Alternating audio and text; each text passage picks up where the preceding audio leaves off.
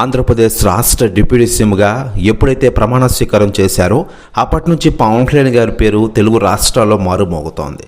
ఈరోజు ఆంధ్రప్రదేశ్లో కనబడుతున్న అభివృద్ధి మన పవన్ కళ్యాణ్ గారి వల్లే సాధ్యమైందంటూ చాలామంది అనుకుంటూ ఉన్నారు. ఎలక్షన్స్ టైంలో పిఠాపురం నియోజకవర్గ ప్రజలకు ఇచ్చిన హామీల్ని ఒక్కొక్కటిగా నెరవేరుస్తున్నారు మన పవన్ కళ్యాణ్ గారు.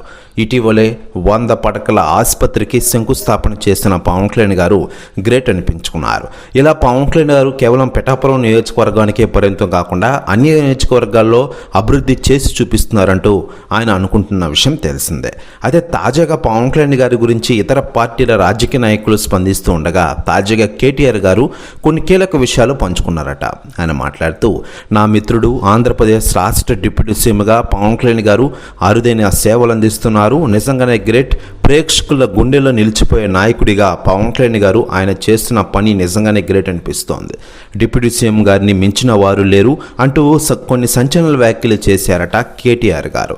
ప్రస్తుతం వ్యాఖ్యలు వైరల్ అవుతున్నాయి టోటల్ ఆంధ్రప్రదేశ్ రాష్ట్ర రాజకీయాల్లో. మరోవైపు పవన్ కళ్యాణ్ గారి విషయానికి వస్తే ఇటు రాజకీయాలు అటు తాను కమిట్ అయిన సినిమాలు కూడా కంప్లీట్ చేసే విధంగా ప్లాన్ వేస్తున్న విషయం మనకందరికీ తెలిసిందే.